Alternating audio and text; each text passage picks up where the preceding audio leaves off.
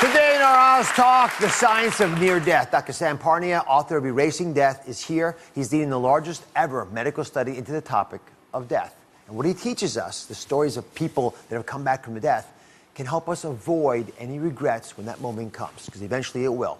And if you're afraid of the pain and fear of death, then pay attention to this Oz Talk. Take it away. Thank you so much. You know, everyone has a perception about death. And it's really something that's framed based upon our history, our culture. But it's important to understand, I'm an intensive care doctor. My job is to save people's lives when they become very sick, and to try to ensure that they don't cross beyond the threshold of death. But unfortunately, people do sometimes. And so what we now know is that there is a science by which we can save people's lives and ensure they don't come back without brain damage. But also what that science is telling us is about what happens when we die. What is the human experience of death? What happens to consciousness? What happens to our mind? Do we become annihilated? Now, traditionally, these are thought to be philosophical or religious questions, but today they're really in the forefront of science. So what does happen when we die? Essentially, death is a process. It's not a black and white moment. What happens is, no matter why we become sick, whether it's a heart attack, it's a stroke, whether we have a car accident, it doesn't matter why, but the final result is that we have a reduction in the oxygen that gets inside the brain when we're about to die. And that causes our brain circuits to shut down, and we become unconscious to the outside world. When the heart stops, all life processes go out because there's no more blood getting into the brain, into your kidneys, into your livers, and we become lifeless, motionless. And that's the time that doctors use to give us a time of death. But what's really remarkable, and that has been discovered in the last 10 or 20 years, is that actually it's only after we die, after we go beyond the threshold of death, that the cells inside the body start to decompose. And they don't decompose even in the brain in just a few minutes. It can take many hours of time. So what that means is we are dead when we die. It's not that we weren't dead. We are dead. But the cells are starting to go through their own process of death. Our brain doesn't work, but we're gradually decomposing.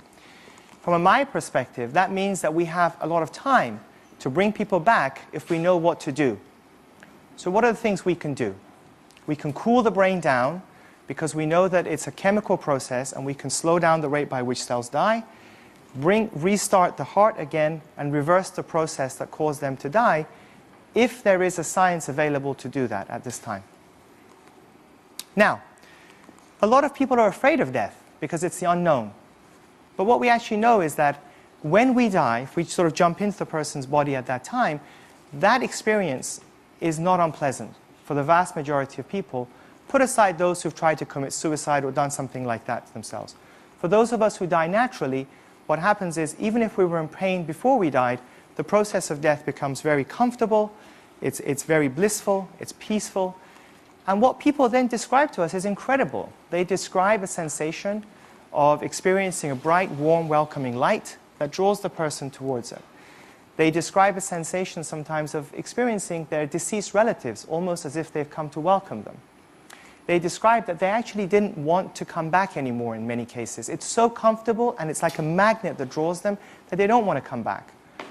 A lot of them, and what is fascinating from my perspective, is they actually describe a sensation of separating from themselves and watching doctors and nurses working on them. They can hear things. They can recall all conversations, they can see everything, and they describe in clear detail what had happened, which means it can't be a hallucination because they come back and tell us everything that we were doing. They're describing real events, not imaginary events. Doctors and nurses are like, I don't know how he told me this because he was dead. And some of them describe a sensation where they actually review everything that they have done. So if I hurt somebody, whether on purpose or unintentionally, if I said something that was spiteful, then I experience that exact pain that I may have caused you or somebody else. And so I judge myself. Somebody else doesn't judge me. I realize what I should have done.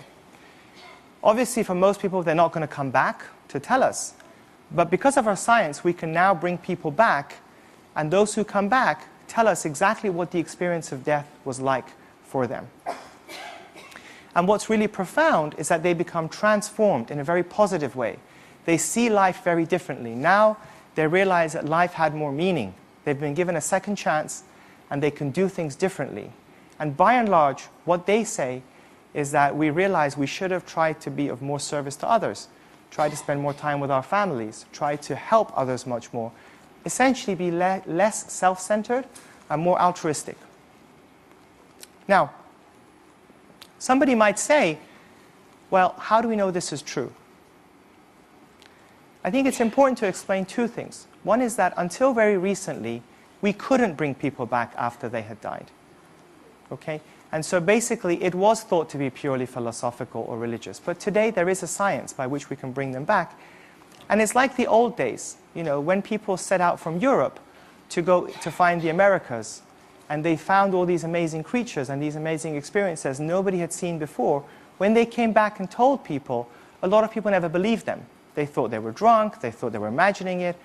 It's important to understand, though, that this is an experience that has been described from all over the world, sometimes from children less than 3 years old, who have no idea about life, death, the afterlife, religious questions, and they all describe the same thing.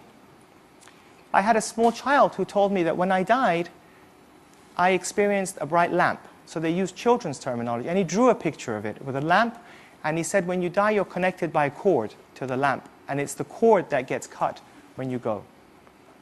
Of course, he didn't say it like that, but he said it during the course of play. Gradually, it built up. And adults have said the same thing to us as well.